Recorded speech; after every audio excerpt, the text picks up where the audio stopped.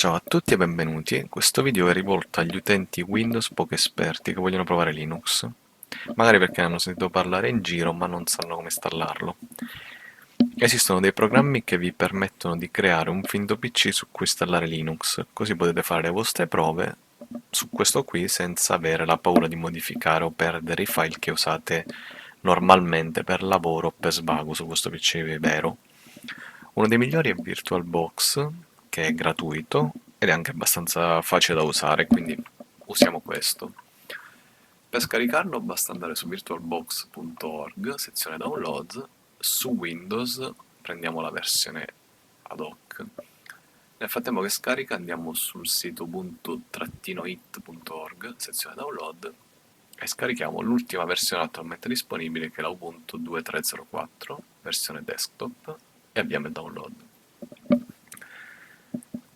Al termine di questo proseguiremo all'installazione. Appena finisce VirtualBox avviatelo e seguite la procedura guidata. L'installazione è una procedura guidata abbastanza intuitiva, è sufficiente mandare avanti senza modificare nulla.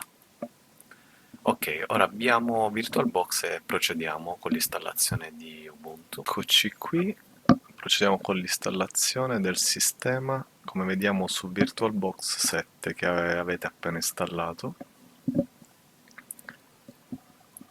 Qui creiamo una nuova macchina virtuale che sarebbe il PC finto, che avrà anche un hard disk finto, memoria finta, in modo che il vostro PC vero non venga toccato, non perderete file.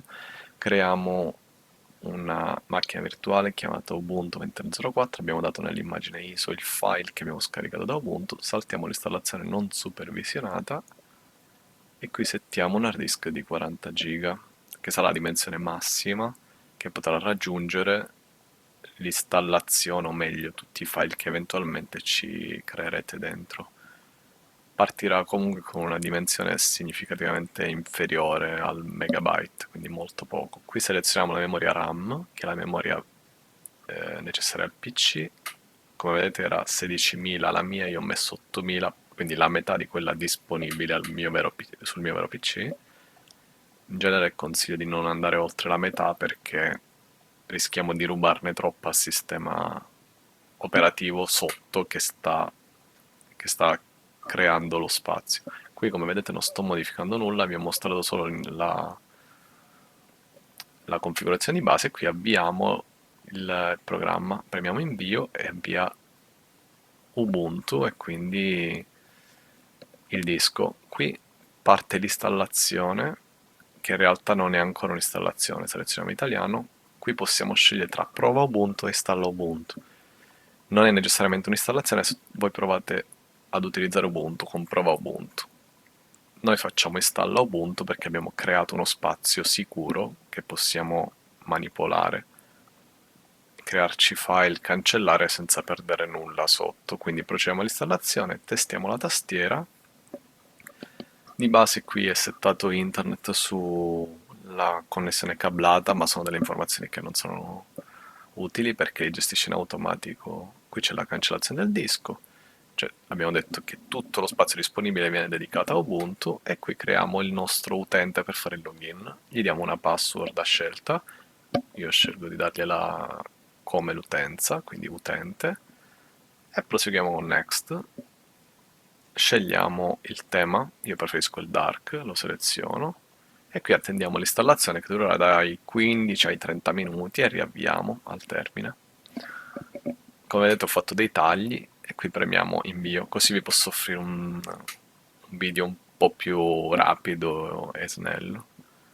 Il riavvio della macchina porta alla visualizzazione di questo, la schermata di login, dove noi entriamo con la password che avevamo settato, quindi utente. Qui non darò molte informazioni sulle configurazioni, però se servisse aggiungete sui commenti le vostre domande, commenti sotto e io vi darò più informazioni su eventuali dubbi e su cosa magari ho descritto in modo poco chiaro, su cosa magari vi vi crea più dubbi. Qui è la configurazione iniziale, possiamo saltarla per il momento.